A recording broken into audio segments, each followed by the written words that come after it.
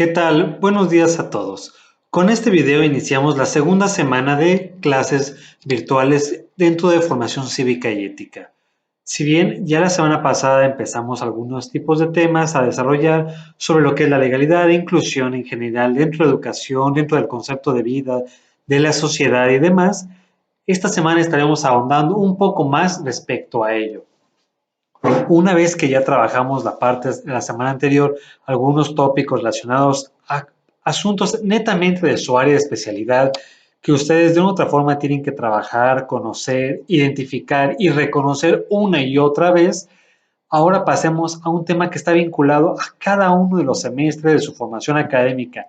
Es decir, no es privativo exclusivamente para un momento, para un contenido, para una temática únicamente de un momento, sino que de una u otra forma estaremos trabajando, ya han estado trabajando desde que ingresaron a las aulas de la normal y que van a seguir trabajando en su práctica profesional docente, dentro del trabajo día con día, dentro de su aula o donde estén laborando.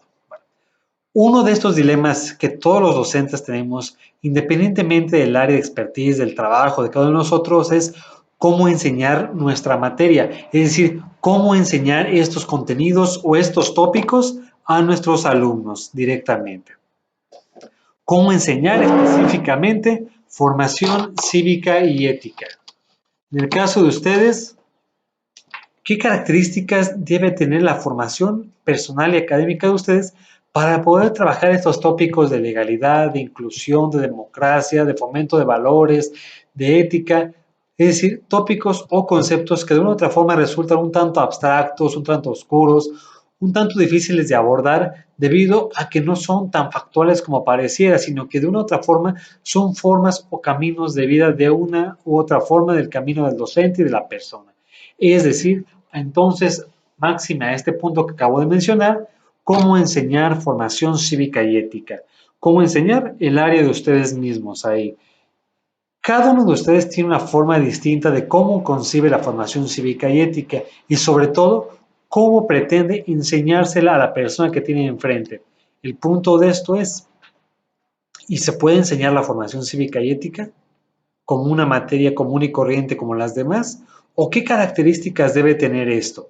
Por ello, el primer punto en sus preguntas de análisis es este mismo ahí.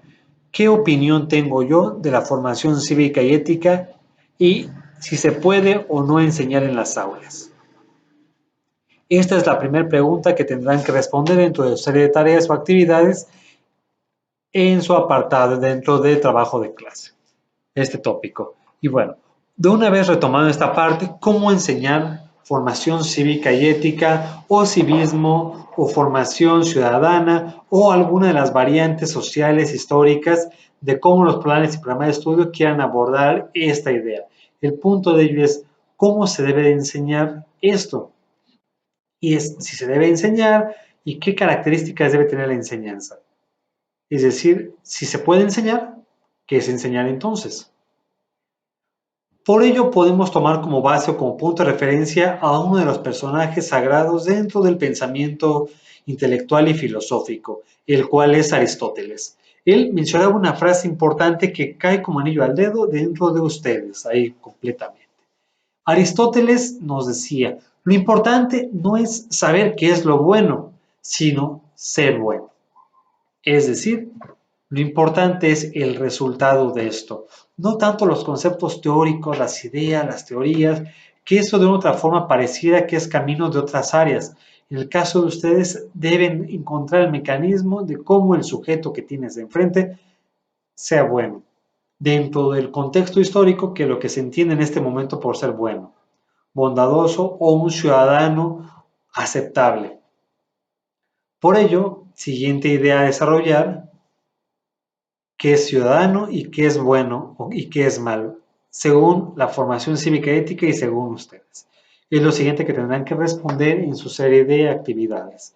¿Qué es bueno? ¿Qué es esta parte que vamos a mencionar? Y pueden tomar como base de reflexión esta idea de Aristóteles que nos acaba de mencionar, de lo importante no es saber qué es lo bueno, sino ser bueno. Básicamente, esta expresión va a resumir la metodología para enseñar educación cívica y ética de una u otra forma. Es, por así decirlo, una frase sagrada para ponerla casi arriba de su cabecera, junto a su Biblia, o lo que cada quien le rece, lea y se encomiende su plan y programa de estudios, es decir, de donde encuentre motivación intelectual, filosófica y personal para poder llevar a cabo su praxis docente. Esta metodología básicamente vamos a encontrar que se fundamenta principalmente en el modelaje y en el ejemplo. Es decir, es la parte fundamental y crítica de esto, en el modelaje y en el ejemplo de la persona. Es decir, la mejor forma de enseñar a los niños y jóvenes el sentido del respeto, básicamente, pues, es respetar a la persona que tenemos enfrente. Pero no el respeto en el sentido de que tolero lo que diga y no hago un acto violento o coercitivo hacia su persona y pueda justificar, ya lo respete, ¿no? Sino realmente el entender lo que es el respeto como tal. La mejor forma de enseñarles a los estudiantes la tolerancia, pues básicamente siendo tolerante ante ellos, de otra forma. Es decir, tenemos que ser congruentes 100% con lo que hacemos y con lo que damos.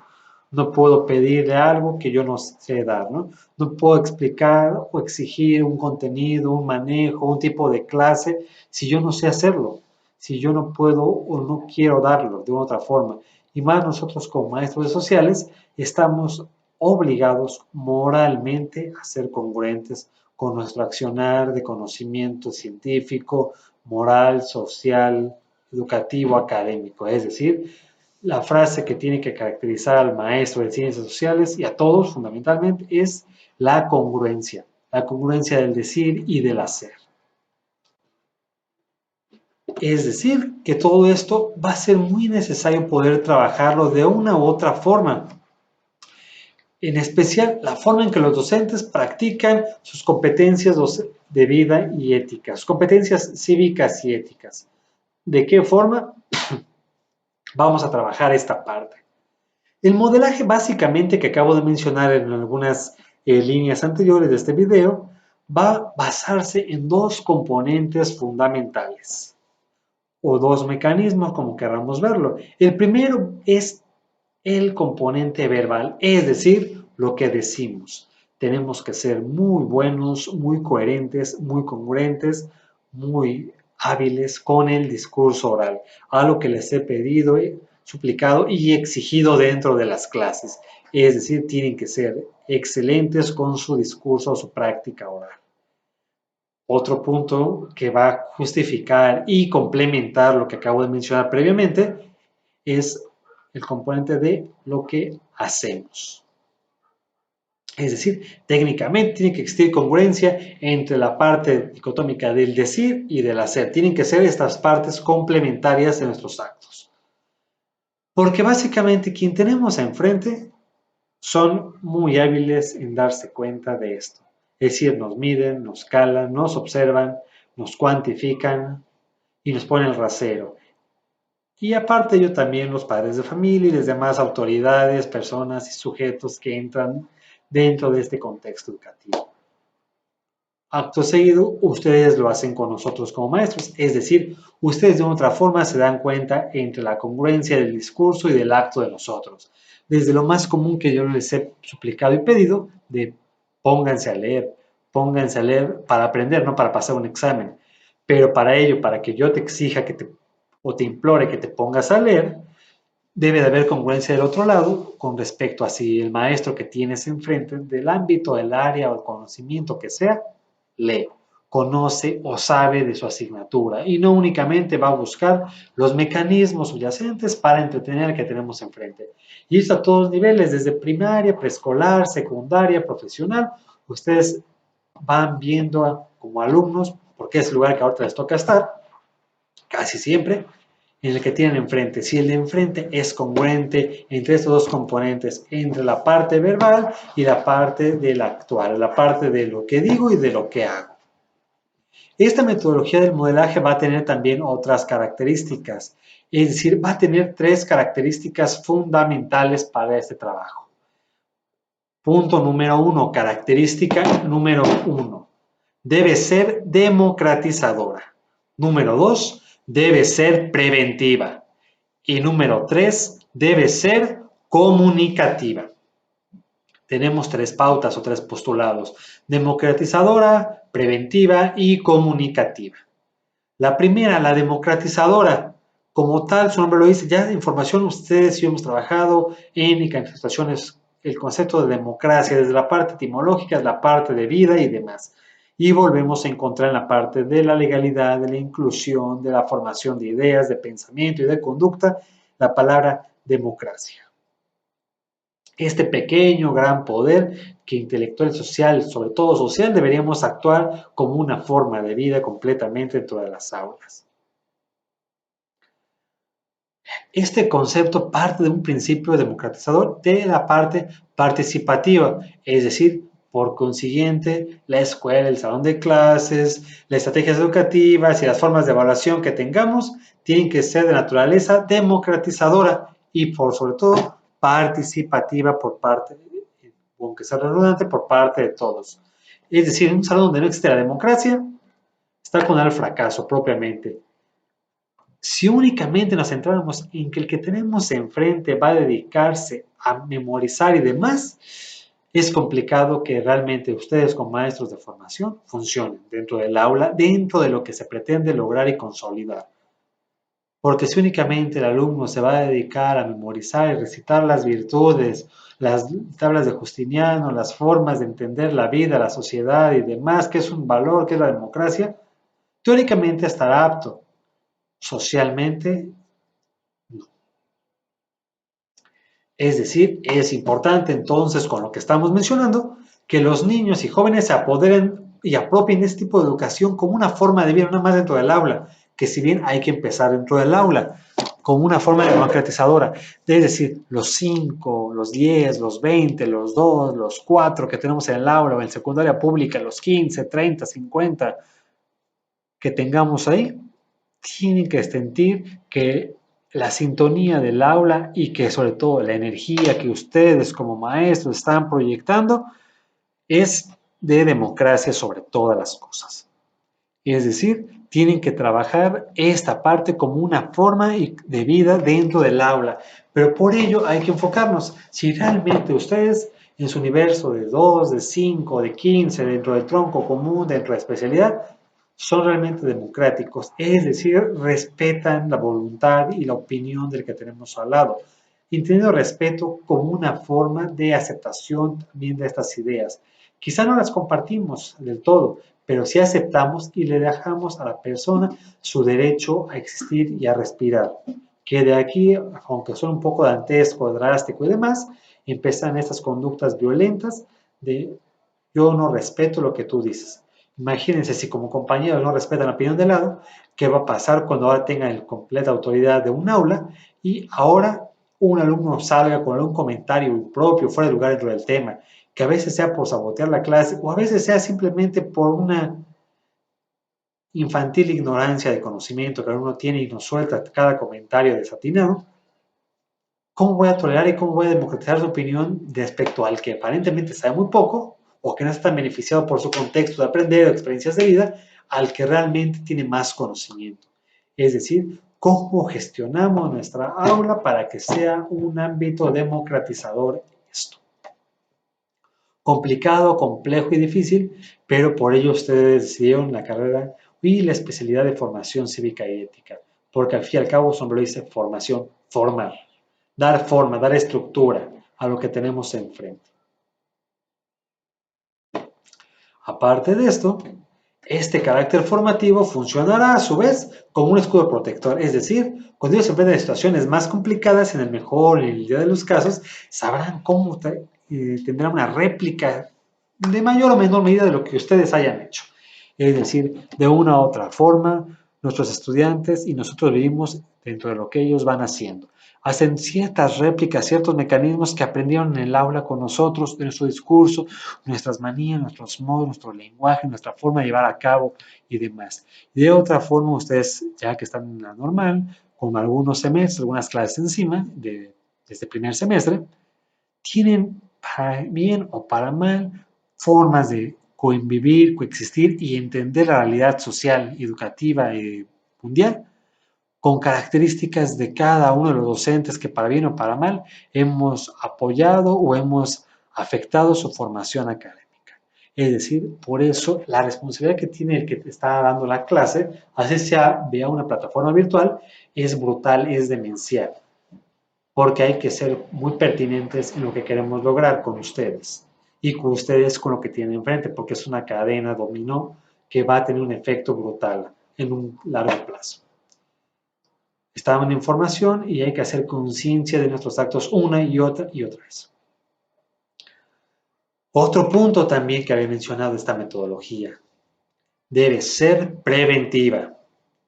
Es decir, ya que debe preparar a los estudiantes, como dice, para enfrentarse a situaciones personales propias, como son su desarrollo y autoconcepto y sus metas. Es decir, hay problemáticas que nuestros alumnos todavía no presentan, todavía no tienen y quizá nunca tengan, o quizá levanten la próxima semana, en un mes, 2, 3, 4, porque recuerden que los tópicos o contenidos de su formación y de sus contenidos curriculares, el 90% son de vivencia, es decir, situaciones exclusivamente, o la mayor parte de ellas, sociales y del corte juvenil o adolescente que están trabajando. Es decir, mucho tendrá que ser de como si fuera la medicina preventiva y no explicarlo ya que le pasó al alumno. Ayuda también, pero de otra forma hay que empezar a abrir el horizonte intelectual, cultural y de vida de los alumnos. ¿Qué hacer en caso de? ¿Qué hacer en caso de esto? ¿Qué hacer en caso de aquello? Situaciones de vida, emocionales, de tipo sexual, de tipo académico, de tipo familiar, proyectos. Es una labor gigantesca y titánica. Pero de otra forma ustedes son los especialistas en formación cívica y ética. Informar a ciudadanos de una forma ética y moral responsable. Pero por ello hay que entender y conocer el plan y programa de estudios, la vida, y hay que haber vivido también ustedes como personas mayores de que los estudiantes de secundaria ya tienen experiencias de vida que de una otra forma te van a servir como punto referencial para poder planificar, prever una plática, un consejo, una forma de trabajo dentro del aula, una actividad que a mí como tu alumno me va a servir para que si no se le aplica al 100%, sí que me caigan algunas ideas, si no quizá muchos 20, por lo menos una fracción, un 4, un 5 de ese 20 que me ibas a dar, pero es preventivo, hay que prever muchas situaciones y para ello hay que ir adelante del alumno 3, 4, 5, 20 pasos para prever, inferir y suponer situaciones, que como maestros tenemos una lectura de los que tenemos enfrente con la experiencia mucho más atinada de qué hacer en caso de. Y el tercer punto, el punto comunicativo.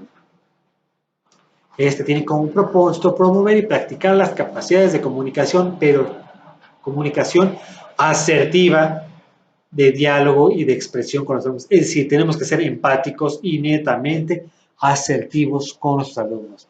Encontrar las palabras idóneas. Los de sociales somos los más cargados a esta parte. Porque se supone, y no debería suponerse si no lo es, debemos tener el don del discurso, de la palabra y del intelecto por sobre las demás asignaturas que no generan este tipo de habilidades. Algunos quizá, pero los sociales por los cuatro costados tenemos que saber ser asertivos ante esta parte. Es decir, encontrar estas palabras para motivar, proveer, inclusive sensibilizar, inclusive algunas veces hacer llorar al que tenemos enfrente y para que haga clic. No para hacerlo llorar para que se sienta triste, miserable, sino para que realmente logre embonar el tema que estamos tratando y trabajando con lo que estamos desarrollando día con día. Y de otra forma, ustedes con su experiencia normal se han dado cuenta cuando en el discurso del docente se pretende, que es al fin y al cabo lo que hacemos, una pequeña pretensión, una pequeña insinuación y demás de querer vincularte emocionalmente con el que tenemos enfrente, para que haga conciencia, para que ahora sí de ese do de pecho, de ahora sí ese crecimiento que nosotros como maestros vemos en esa persona. A veces cuesta mucho trabajo entrar a la persona, y más a un estudiante de secundaria, pero por eso hay que tener este discurso comunicativo, asertivo del alumno. A veces cansa, a veces cuesta, pero esa es nuestra labor como maestros de sociales, el discurso y el don de la palabra. Una pauta pedagógica de este modelaje es la aceptación incondicional, perdón, del que tenemos enfrente. Es decir, tenemos que aceptar de forma incondicional a nuestros alumnos, estudiantes. No podemos fomentar esta desigualdad. Si ya bien de lugares de tejidos fragmentados, tejidos rotos, y peor aún, que yo todavía fragmente, fisure o rompa más con una pauta educativa de no aceptar al que tengo enfrente. Ya bastante está golpeado como para que yo, como maestro de formación de historia, no acepte a quien tengo enfrente. Tenemos que ser extremadamente inclusivos con lo que nos llega, no importa la condición social, económica, género, religión, casta, lo que tengamos enfrente, inclinación sexual, preferencias, ideología política, porque también no se centra en que nada más van a trabajar en secundaria, vamos a encontrarnos con gente en prepa, en profesional, que van a tener ideas políticas, culturales, religiosas muy intensas, muy fuertes, muy arraigadas. Quizá no sean las correctas socialmente para todos, pero nosotros no somos ese juez o ese verdugo para castigar, somos el incluyente, el inclusor de esta parte social. Y aparte de ello, hay que trabajar este respeto, tolerancia, esta responsabilidad que tenemos para con los demás. Podemos ir cerrando esta parte con una idea en general. Fomentar el juicio crítico es otro principio importante y necesario de la formación cívica y ética de los estudiantes. Es decir, esto que he pretendido con ustedes, este pensamiento crítico una y otra vez, que lean, que lean, que lean, por kilo, que vean prensa, que escuchen radio, que lean libros. Este desarrollo del juicio crítico no es fácil. Ustedes se han dado cuenta de lo que le está costando leer, analizar, criticar y pelearse. Si bien ya leí un poco de García Márquez, de Malala, de muchas cosas, de Galeano quizá y demás, y lo que cuesta entender al que tenemos enfrente es mucho. Lo que nos cuesta escuchar un video, tan largo quizá como eso, tan corto, depende de ustedes qué tan fácil, qué tan difícil sea entenderme, entenderlo, cuesta trabajo. Generar este sentir de la dicha de la escucha hacia otros cuesta mucho. Pero, ¿cómo van a desarrollar esto ustedes con sus alumnos? Que encuentren este gusto por escucharlos. Si nosotros no hemos desarrollado esta parte de la escucha. Por ello hay que siempre tener claro que el que tenemos enfrente es un ser pensante, con otras potencialidades. Quizá no va a tener las expectativas o las oportunidades de vida para tener el conocimiento que quisiéramos. Quizá ahorita pensamos nosotros que no sé lo que quisiera saber y nunca voy a saber lo que quiero saber, porque todos los días sigues aprendiendo cosas y cosas y se van quedando en el tintero cosas y libros que no leí y cosas que se van quedando en el acumulado. Pero todos los días llévense un aprendizaje, que aprendí, que aporté, qué hice. Esa es mi labor como docente en el aula. Hoy a quién le aporté algo, hoy quién me aportó algo, porque también hay que tener mucha humildad en los pies en la tierra para que hay veces que el aprendizaje del día no es el que yo di, sino el que ustedes como alumnos me dieron el día de hoy. Y este mecanismo para trabajar con ustedes de forma virtual me está dando algunos aprendizajes a mí o algún fomento o obligo de utilidades y de acciones que quizá en mi abanico no lo tenía. Y por ello también les agradezco el espacio y la oportunidad para esta parte social y educativa poder desarrollarlo. Sin más por el momento, cerramos esta siguiente sesión de especialidad de formación cívica y ética. Gracias por todo y seguimos en contacto en la siguiente semana. Que tengan un excelente día.